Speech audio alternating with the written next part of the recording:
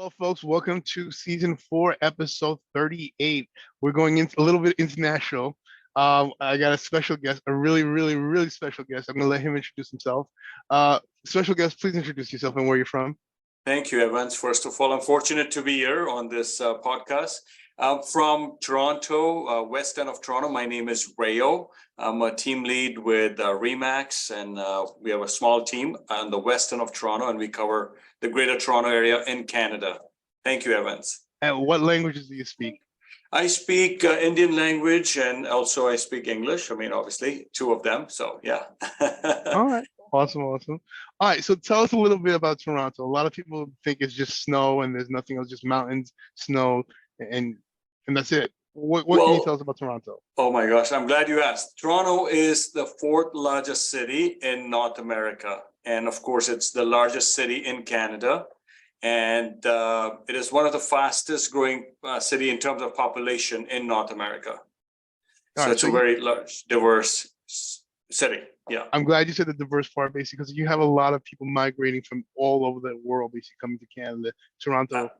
Yes, it's a global city. Absolutely. It's a mini New York. Let's put it that way. All right. Well, we couldn't be doing one of these if we didn't talk about sports. Let's get the elephant out the room. Toronto is known for you guys are Canada. You guys are known for hockey. Yes. So you want to talk about Toronto Maple Leafs right now? Absolutely. And we just moved to the second round, right? A couple of days ago. So yeah, we have the Maple Leafs, and in basketball there's Raptors. And then, of course, Blue Jays and the Marlies. So there's a lot of sports in the city and around the city. Absolutely. And Canadians take this was very seriously, especially hockey. Yes, they do. Yes, absolutely. So what else can you tell us about being a Toronto? Is it Torontoan? Is that the proper term? Torontonian. Torontonian. All right. Toronto. Toronto. All right. So tell us basically what people can expect if they're thinking about moving. They don't know where to go to. Why should Toronto be someplace that they might consider? Well, like I said earlier, it's very diverse. Lots of great places to visit. Mostly, of course, it's one of the financial hub for Canada, and busiest airport in Canada. Pearson is one of the busiest airports too, and lots of things to do. A lot of jobs. A lot of biking trails, and like you said, sports. A lot of hockey going on. So yeah, great place to be safe, less crime, lots of good things. Yes. All right. So are you seeing a lot of retirees coming out? People who are starting young families? What's the mix of people that are coming out? We mostly see younger people across the globe moving to Canada, and mostly the go-to place is Toronto or Vancouver. And Toronto's attractive because of the numerous jobs and industries Toronto offers to newcomers and start their new life in the country of Canada. Can you give us an example of what industries are out there? Oh, yes, for sure. One of them is, of course, the financial industry, the banks, the top 5 banks of Canada. Most of them are head office in Toronto. And there's a lot of IT jobs related. There's a lot of trucking industry. That's a big trucking industry in and around the suburbs of Toronto. So, yeah. So what kind of housing can they find out there if they're choosing, hey, I want to go there, basically, but I'm not sure what kind of housing? So as a starting point, if you're starting under let's say 700,000, you can get a very decent 1-bedroom or 1-bedroom den condominium apartment style. Mostly, less than 10-year-old buildings in and around the Toronto suburbs. And within Toronto, I mean, it gets smaller. You can get bachelor units or 1-bedroom. And then if you want to have a 3-bedroom house, single detached house, the average price are about 1 million. So it depends on where you're looking at. Okay. It depends on your lifestyle also, depending on what you're looking to. Because a lot of people, especially the people that are living here in New York, are usually a little bit older and they don't want to do stairs anymore. So they're looking for 1-level type bungalows. Bungalows, or just a flat, we call them ranch over here. So if they're looking for a ranch level type property, or they're going to do a condo where they don't have to go up the stairs and whatnot, or if there's an elevator that's easy access for them. Correct. But I'm glad that you mentioned that basically people who are looking to start a new life there's things for them to do. You mentioned schooling is out there as well. Yes, schooling, great ratings. And of course, and as you know, we are very close to the actual Niagara Falls, like we are probably an hour and a half, 2 hour drive. So talking about seniors in the suburbs of Toronto, I personally am finding that when they retire, they're moving closer to the Niagara region, which is more an easy lifestyle, slow going, and close to much more vineyards and greenery and things like that, and walking trails. Okay, well, we can't talk about Canada without talking about the obvious. How much snow do you guys get? Well, typically we would get 10 to 12 inches on a bad day, but otherwise you're looking at 5 to 6 inches of snow average. Okay. There could be a snowstorm, and you could have 20 inches too. So okay. yeah. One thing I was not aware of, I've been to Canada. I have family out in Montreal, so I've visited them from over the years. I did not know that Canada has beaches as well. Yes, so Toronto is on the shores of Lake Ontario, and Lake Ontario is one of the 7 Great Lakes in North America, right? So it's pretty huge. So if there are a lot of beaches on the shores of Lake Ontario. Absolutely. Okay. So what kind of activities if somebody's an active person, you mentioned trails, if somebody's active and they want to stay active, what are things that they can do out there?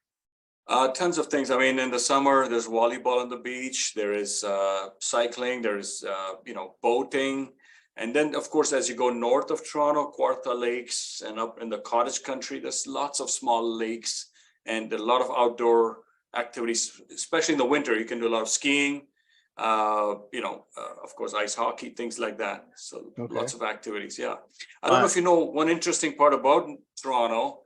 Toronto is home to North America's only castle. It's called Casa Loma in Midtown Toronto. Was not aware of that. I'm gonna have to check that out. All right. Yeah, it is considered the continent's only authentic castle. Do they allow people to come in and visit? I believe so. Yes, I believe so. Yeah. It's gonna have to be on my bucket list. It's something I want to visit. Right. All right. What could you say about the food? We have to talk about food. If we're talking about Toronto, we got to talk about food. What is Toronto known for food wise? Toronto is actually, because it is a proud home to citizens representing over 200 distinct ethnic origins. So you can imagine there's so many styles of foods, right? So there's all kinds of foods. There's Italian, there's Indian, there's Jamaican food. There's tons of variety from the globe. It's a global city. Okay. Right. So gotta ask you a question. I gotta put you on the spot. Okay. Now you can only pick one food for lunch for the next year. What's your go-to that you're gonna pick to eat for the whole year? I would like, I like pasta. So I would like just simple pasta, and I'm a simple eater, so I would be happy with that. Yeah. All right. Okay. Do you guys have festivals, music festivals, arts, stuff like that? What can you tell us about what's popular that people should be aware of? There's many festivals. Top of my head, I don't remember the names, but I mean, there is Karasaga. There's tons of festivals for different backgrounds, and there's so much going on. So always something going on. Yeah, there's a big Pride parade in the summer. So I don't know how many people. I've attended it a couple of times as a supporter, and lots of people. Do you guys get Caravana, or is that strictly Montreal? Caravana as well, and then there's Karasaga. So Caravana is I think in July as well. All right. For the people who don't know what Caravana is, how can we describe that? It's for those of you who are from New York, if you've been to Eastern Parkway for the Labor Day celebration, if you ever been to Eastern Parkway, for the celebration, when the big celebration for the West Indian Parade, it's kind of like that, but in Canada, and they go all out, really all out. Think of Mardi Gras, but in Canada. That's the best way I can describe it. And I forgot to mention there's Toronto International Film Festival, which is one of the largest publicly attended film festivals in the world, and one of the most important one as well. So you usually expect, close to 500,000 people. would be attracted to the province. So you most likely would bump into a celebrity from time to time. Yes, absolutely. All right. For those of you who are into that sort of thing. All right. We talk about food, we talk about sports, we talk about education, infrastructure. Like, how are people commuting? Are they driving? Are they taking public transportation? Mostly it's a city where people like to drive. So tons of highways, and then the second option obviously is the underground subway. So we do have that. And of course there is a GO Transit, which is the government of Ontario. So that's Aboutowne, and those are the fast trains to go to downtown Toronto to work. Okay. Yeah. A lot of my relatives, why they're in Canada, why they stayed in Canada, is because the healthcare. We don't want to get political, but because the healthcare is so much different from here in America. Yes. And anything that you want to talk about that you can talk about. Sure. Well, based on my limited knowledge, I mean, we all, as when I say we residents of Ontario, we have a card called OHIP card, which is the Ontario Health Insurance Program.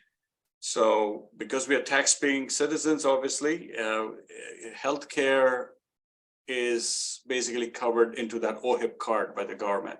So I have to go see a family doctor. I just show my card and it's for free.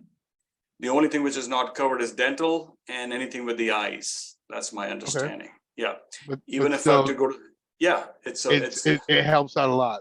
Absolutely. Even if anything is wrong with me and I have to go to the hospital, it's free. So even a surgery is free.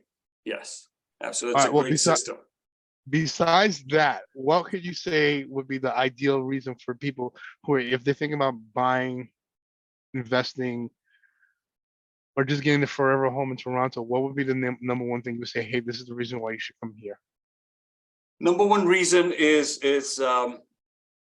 since the last maybe 10 plus years or 15 plus years, it's just the appreciation.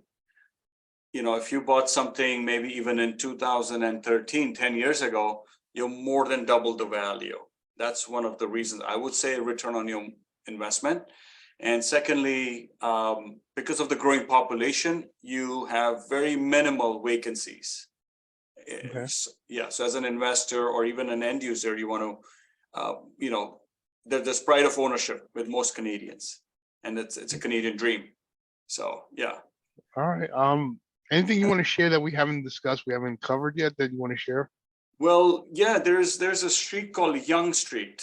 It's spelled a little differently, Y-O-N-G, Yonge Street. Have you heard of that? No, I've never heard of that one. So it's right in downtown Toronto. It runs from Lake Ontario and goes up north. So you can even Google it, Yonge Street. I don't know if you know, it is one of the longest streets in the world. Really? Yes, sir. Yonge Street. All right. Yonge Street, Y-O-N-G. So that's something probably you didn't know about. And yeah, so that's a big deal. And of course, CN Tower. We spoke about Niagara Falls, but we didn't talk about CN Tower. I've been to Toronto. I've checked that out. I really like the view. Like downtown Toronto is very interesting. There is an active nightlife out there as well.